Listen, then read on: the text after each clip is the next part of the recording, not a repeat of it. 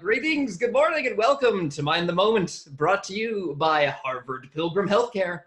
This, my friends, is our coffeehouse in the cloud, a place where we invite amazing mindfulness instructors to talk with us about what mindfulness means to them and what it can mean for you. We'll be practicing together and then giving you a chance to let us know what's on your mind. Now, it is November 17th, 2020, which, according to comedian and talk show host Jimmy Kimmel, is National Unfriend Day. This, Kimmel says, is the day each year when we should take a moment to review the nearly measureless list of people we have somehow become connected with on social media and unfriend any of them who are not our real friends. Kimmel says, let's say on Friday you post a status update that says, I'm moving this weekend and I need help. The people that respond, those are your friends. Everyone else isn't. Kimmel suggests that cleaning up our contact lists might even help unclutter our experience of the world. He says, remember a few years ago when no one had Facebook and you didn't know what the guy you took high school biology with was having for lunch? Remember how that was fine? Let's go back to that. So joining me today to help me think about how to mindfully run the gauntlet of socially mediated relationships, especially in this era of continually unfolding election day discontentment, is someone I consider to be my friend, and someone who, by the end of this half hour, I hope you will consider to be your friend too. She's the founder of 8 Limbs Holistic Health in Concord, New Hampshire, and the author of Everyday Ease, Mindfully Moving from Burnout to Balance. That's Shanti Douglas. Good morning, Shanti. How are you? Hey, John. How are you today? What a beautiful day out, huh? It's good. It's good. I love these.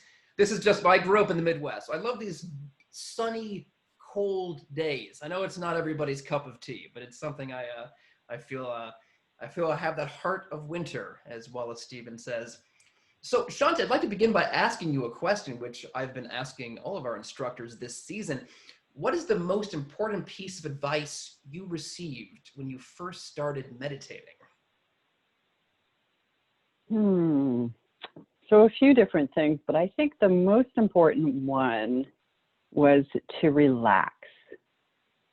Because so often we can hold on so tightly, right? We have this idea towards this ideal of what we want our practice to be, and we hold tightly to that, and we gauge ourselves by that. And if we're not meeting that expectation, we're not good enough, it's not good enough.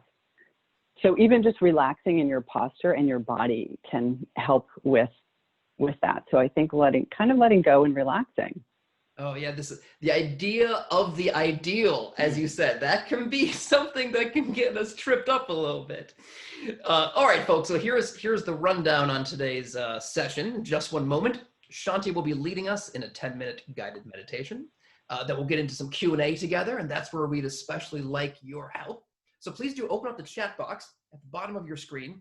Use it to type in any questions or comments you may have now or anytime you like. Shanti, as a way to loosen up our typing muscles, is there something that you want to check in with folks about as we're getting started? Yeah, definitely. We're going to be talking and practicing with gratitude today. I think that's really important given where we are with this year and what we're looking forward to over the next 6 weeks. So this morning already, what can you offer a sense of gratitude for? All right, what do you have a sense of gratitude for this morning? So while folks are thinking and typing, please do know how grateful we are that you chose to set aside these 30 minutes to be with us and with each other. Please keep in mind as well that only Shanti and I will be able to see anything that you type. And if we don't have a chance to read your particular question or comment out loud, please know that we do read and value them all. As we close today, which will be right around 9 a.m., I will mention some other ways that you can keep in touch with us. All right, so folks are chiming in. Someone says they're grateful for their new home, a nice morning walk before work, the sun, their health, their community of spiritual practitioners, having an online presence, health and family, sunny day, warm house, hot coffee, close dear friends, reuniting with family. Someone says, I'm grateful for that first breath of morning fresh air when I opened the window. Someone says, my birthday was yesterday, so I'm grateful for all the love I got. Happy birthday, one day belated. I had time to make a cup of coffee before the webinar today. Always something to be grateful for. Grateful for my husband who just had a birthday. Somebody's grateful for having a job, for an outdoor bicycle ride. It's a wonderful list of things. Thank you, everyone, for sharing those. So, Shanti, in a moment, I'd love to get your take on this question I have about how we might mindfully respond to people with whom we disagree. Is it ever the correct choice to unfriend people, or is there perhaps another way? But first, and to your point from earlier, I find it's valuable to precede these sort of difficult discussions and decisions that we make by suffusing ourselves with some positive emotions, such as gratitude.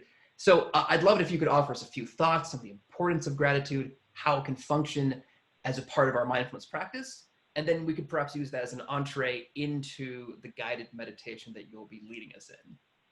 Great, wonderful.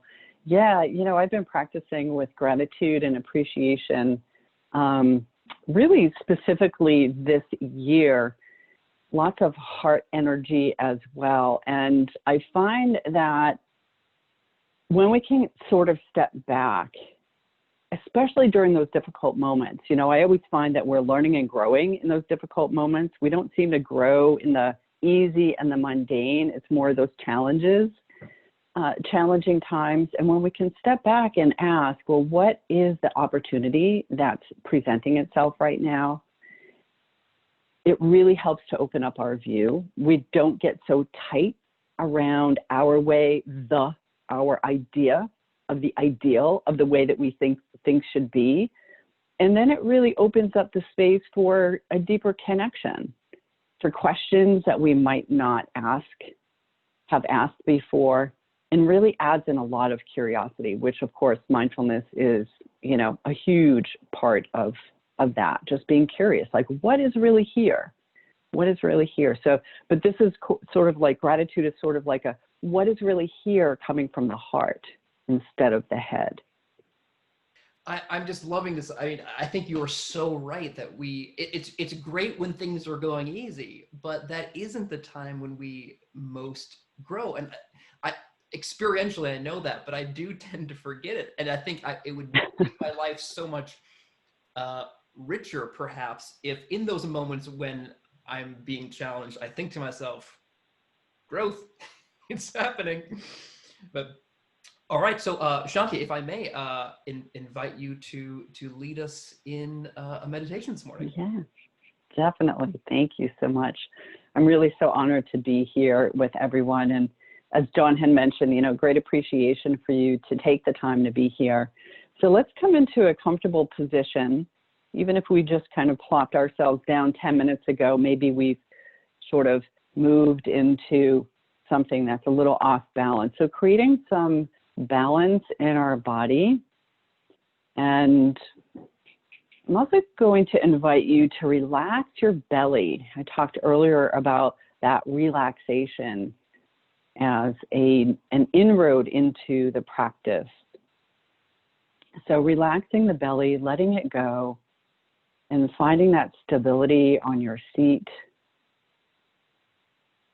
I'll invite you to close your eyes, but feel free to leave them open, creating the soft gaze, whatever works for you, whatever's comfortable for you. And begin to feel the flow of the breath coming in and out of your body. And on that exhalation, allowing that exhalation to be a little bit slower than your normal breath.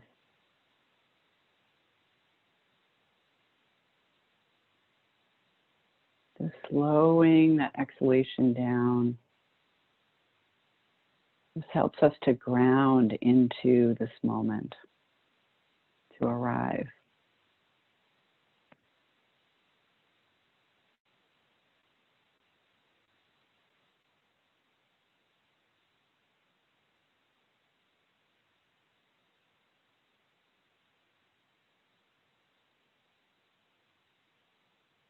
And as we've offered the space for our body to arrive and be more relaxed, begin to connect with your heart center. Perhaps feeling the heart beating, feeling the aliveness there. And connecting to a regenerative heart feeling, a heart emotion. Perhaps it's gratitude, perhaps it's appreciation, care, kindness, compassion, patience. There's so many heart qualities.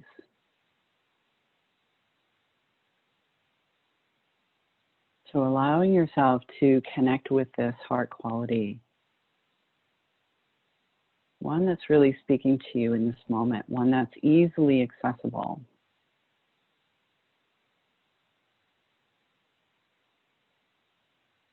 And as you connect to that heart quality, you may have an image coming to mind of a time or a place or a person that offers that quality of heart. And you can bring them in with this emotion as well.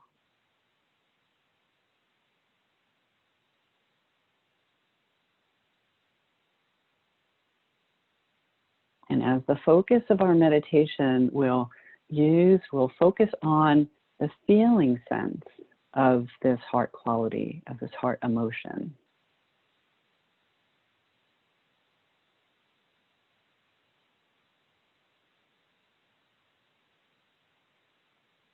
Every time that you breathe in, you can imagine that it's like a flame, that you're lighting the flame.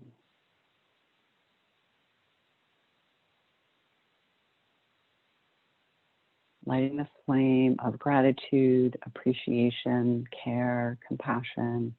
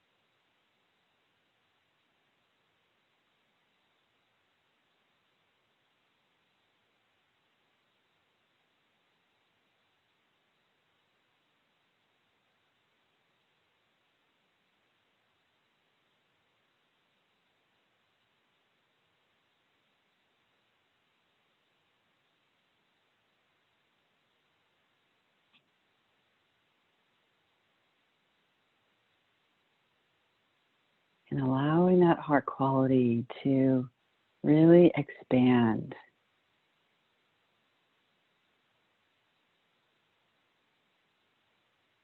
As we notice it in our heart,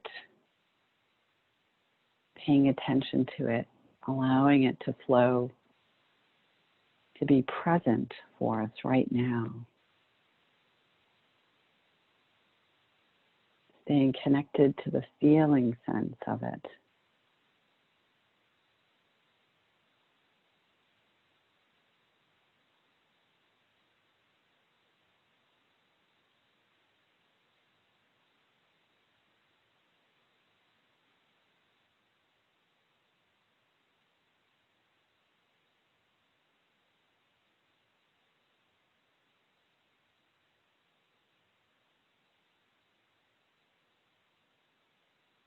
And allowing yourself to receive this heart quality.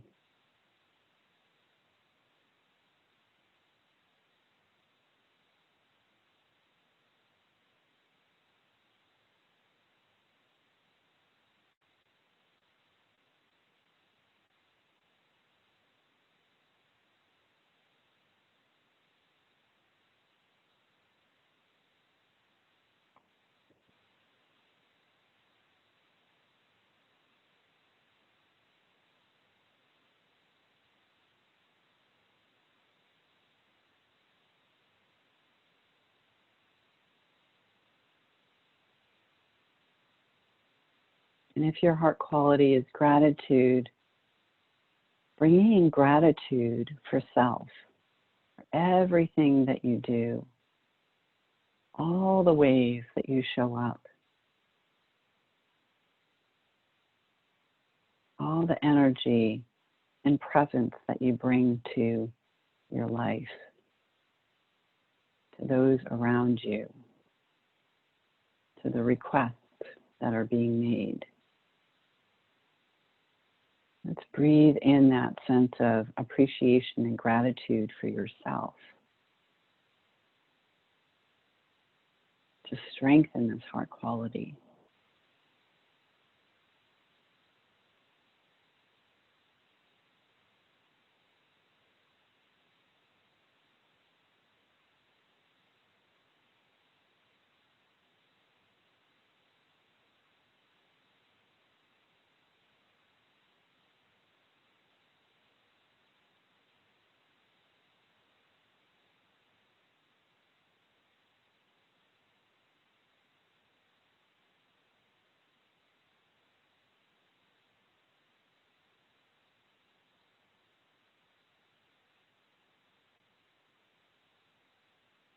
And now let's bring into this feeling of gratitude and appreciation those that we care for. Invite them in. Surround them with this appreciation and this gratitude, this energy of heart.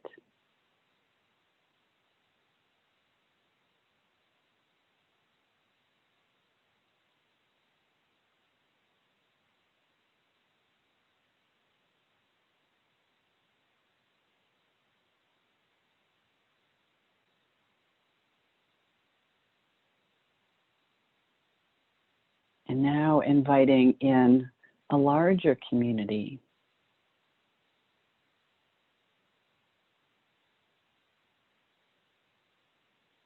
Offering them gratitude and appreciation.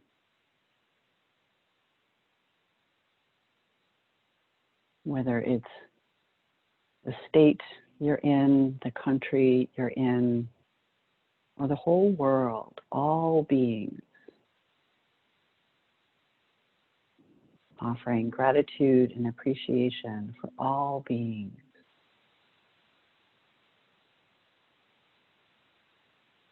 Our heart can be that big.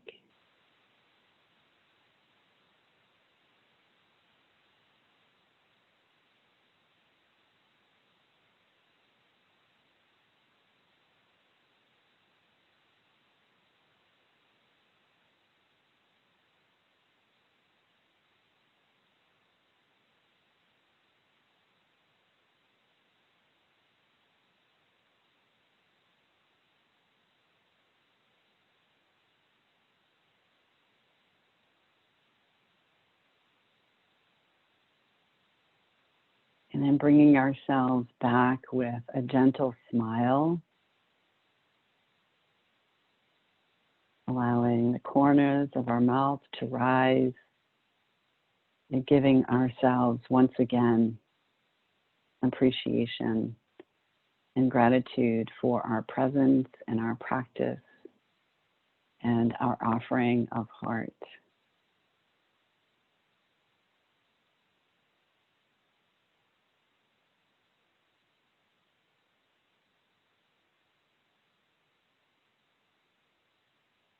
And when it feels right, you can return back to this space.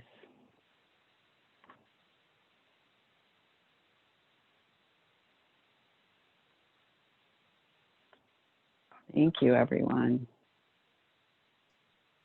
Thank you so much for that, Shanti. You know what? I loved you began that meditation by, telling everyone they should relax into it a bit, which I think is just a great reminder. So many things in our lives where actually you do need to sort of get yourself pumped up in order to do that. But meditation is not one of them. Meditation is something you want to sort of pump down before you begin. And I think that's just a great reminder for everyone. So I want to make sure everyone at home feels welcome and encouraged to ask Shanti any questions you may have about gratitude or anything else. Use using the chat box. But first, if I may, a brief announcement. We're always trying to improve not only these sessions, but all of the free and virtual wellness offerings which Harvard Pilgrim presents to the public. So we'd love to get your thoughts on what we've been doing right, where we can make improvements. And so in just a second, I'm going to drop a link into the chat box. Actually, let me just do it right now. All right. So if folks could, if you'd like, we'd love to have you fill out the survey, which is you can get to by following that link, copy and paste it, click on it to open it, and then you can fill it out at any time. We'd just love to hear what you are, what you're thinking about, what we're doing. Okay, so folks, take a moment to grab that. Allow me to. Well, actually, here's a question that just came in, Shanti, and I don't want to miss this one because this is I think a really good one and pointed. So the person asks, what is heart quality? Can you talk a bit more about that? Yeah, what a great question.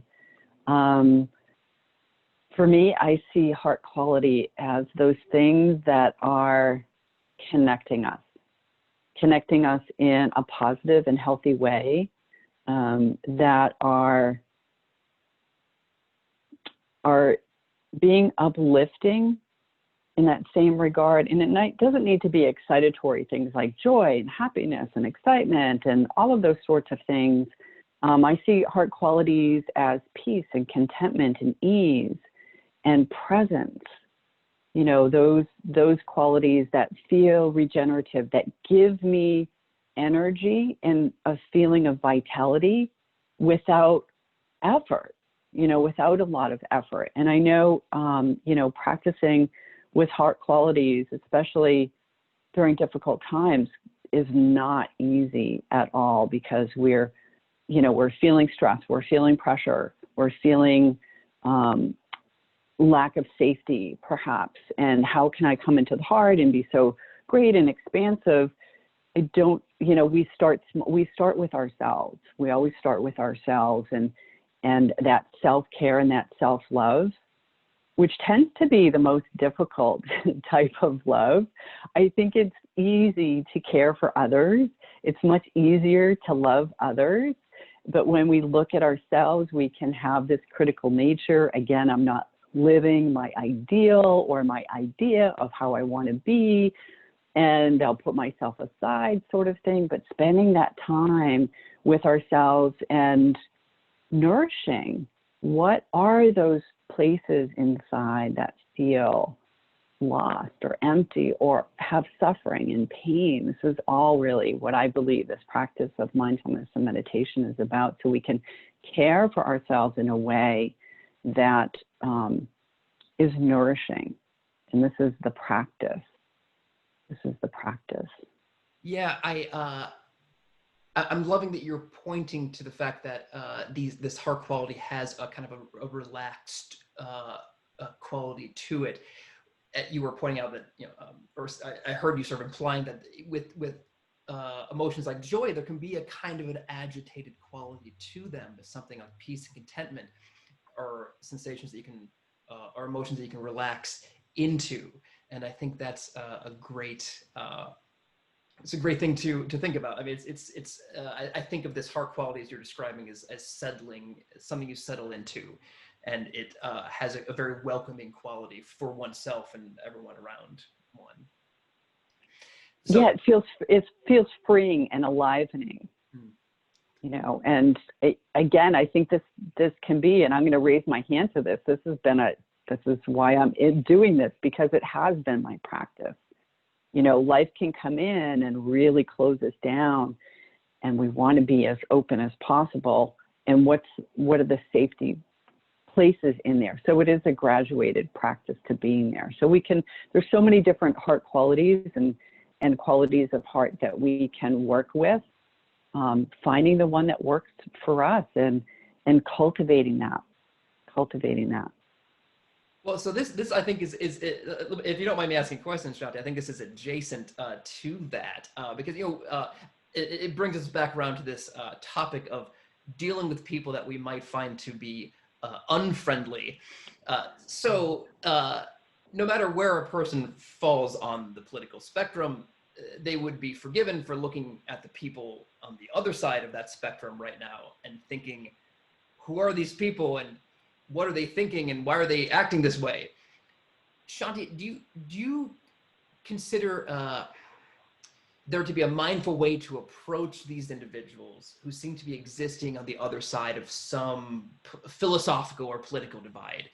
And is it ever the mindful choice to simply ignore people with whom we disagree? Or if we ignore them, does that mean that we're actually looking away from the difficult emotion or feeling instead of turning towards it? That's a really big, really big question, John. Yeah, there's a few different facets there. I think depending where we are, what energy we have, I always find it, and this year has shown us that in so many ways where we've had such division. And I've always gone to the curiosity of how did you come to, and it's the same for me, like how did I come to believe what I believe? Right? We all have this manual, but it's not all the same manual, right? We've all been given different scripts. We've all been given different experiences. We've been told different things. Even just look at the news. You can go to one and the other looking at the same thing, and it's a completely different headline. So our views have really been fed to us in much of our life. And really the step back with mindfulness and that practice is to see, well, how can I see clearly as I can?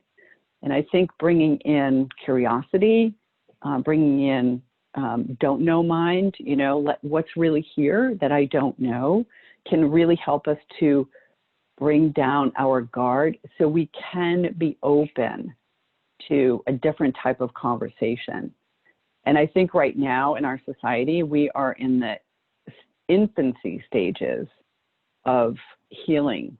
We have a lot of healing to do to come back together again where we authentically feel like a large community. And mindfulness is very supportive of that, of being aware of where are we with this situation. And then you also mentioned, that personal factor, is it better to step away? Is it better to kind of ignore? I think part of the mindfulness practice is, what energy do I have right now? How skillful can I be? Because if I'm really agitated, I know I'm probably just going to fuel that fire. So maybe I do want to walk away for now until I can reframe, until I can settle, until I can be a better part of myself, and then re-look at the situation. So there's always this ebb and flow, and it really is moment to moment to moment. Yeah, that's beautiful. And that's a wonderful way to look at it, especially connecting with this idea of the manual or the instruction manual. Because when you're in conversation with somebody, and maybe it's somebody that you care about and you're disagreeing with them, it can get very, very heated very quickly. But I'm trying to imagine what it would be like to just imagine, like, if I looked down and like there was the instruction manual for their lives next to them, and if instead of becoming overstimulating the conversation, just think, well, what's in this manual?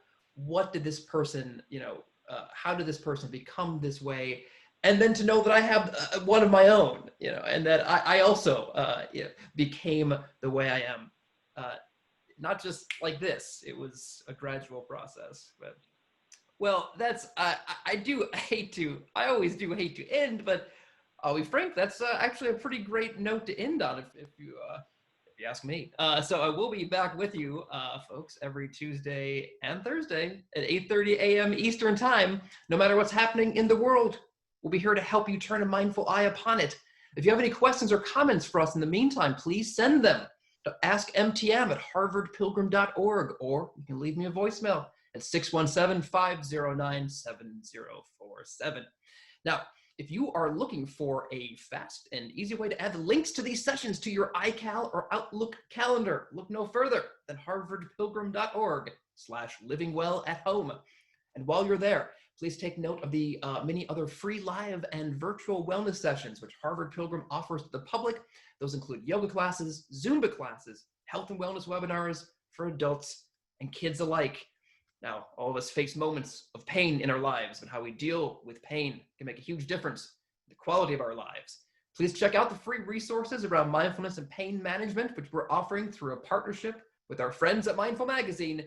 Those resources can be found at mindful.org/pain.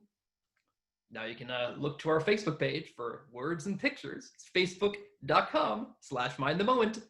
And you can rewatch this session, older sessions, introductory sessions, and interviews which we have conducted with leading mindfulness researchers on our YouTube page, youtube.com/mindthemoment. Shanti, I'm truly grateful for your guidance this morning. It's been wonderful. If I may, a closing question. If you had a theme song for your mindfulness practice this week, Oh, God. I think for this year, it's staying alive. Staying alive. Staying alive, right? Yes. Isn't that the song we're supposed to bring when we're washing our hands anyways, and when we're giving somebody CPR, staying alive? So I think that's really fitting. Well, that's I can't top that. So let's leave it there. Thank you so much, John. Thank you everyone for joining us. We will see you on Thursday, hopefully.